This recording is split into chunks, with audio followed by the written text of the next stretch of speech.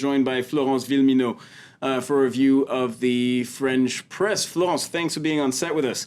Now, something interesting that's been developing, and of course we've all been talking about this, commenting this, and this was to be expected.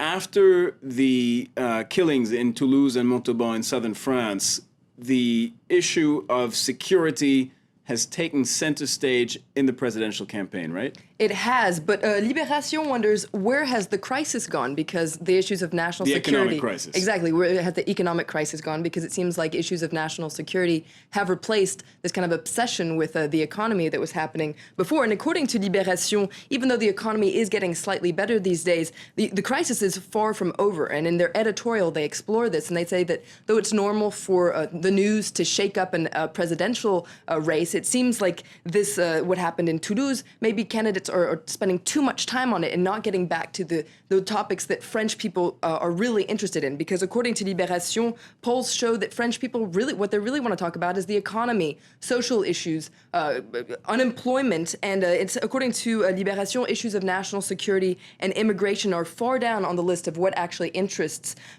people. And Libération says that perhaps we can understand why Sarkozy is skirting the issue, because this is really it's his track record, what's happened over the past 5 years. But Libération says that other candidates, namely François Hollande, should really be talking about real topics that are really going to change the lives of French people in the next 5 years. And to push this point... So French voters are interested in economic issues, and the candidates are talking about security. That's what Libération says. And to put their point forward, Libération has a double-page spread inside their paper where they show just how present the crisis is, not only in France, but also in Europe. And they have these two striking photos of unrest.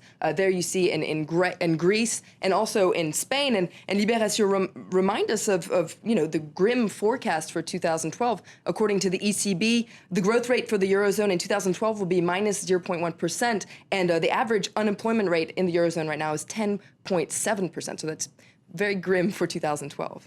All right, but the French right-leaning daily newspaper Le Figaro is focusing on economic issues.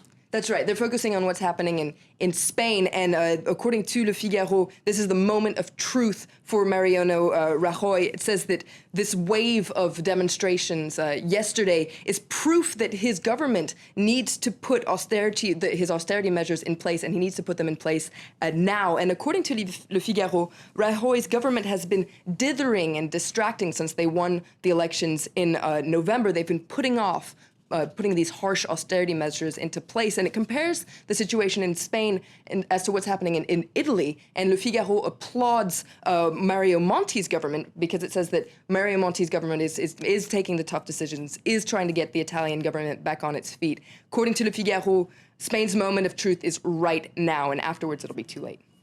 And sticking with the crisis, French daily Le Parisien explores one factor that could explain in part why Europe is facing such a tough crisis at the moment. That's right. L'Europe face à la concurrence déloyale. Europe is facing unfair competition. And Le Parisien, this is after a report was given to the French Minister of the Economy yesterday, which accuses Brussels of being part of the reason why European companies aren't very competitive. And the Le Parisien wonders if the EU is by trying to supervise things too much, isn't shooting itself in the foot. According to Le Parisien, there are too many rules and regulations, and the EU is naive with respect mainly to China. And there's an interesting cartoon that points out the circularity of the problem, though, because on the one hand, there you see a boss who's saying, we can't pay you more if we want to be competitive with respect to our Chinese rivals. And you see the workers there saying, well, if we were paid more, we wouldn't have to buy Chinese products. All right, Florence Villeminot, that's all we have time for in the French press, but we'll be getting more from you throughout the morning. Thanks for coming on set, Florence Villeminot, in the papers. And now coming up is, in just a few moments, Focus.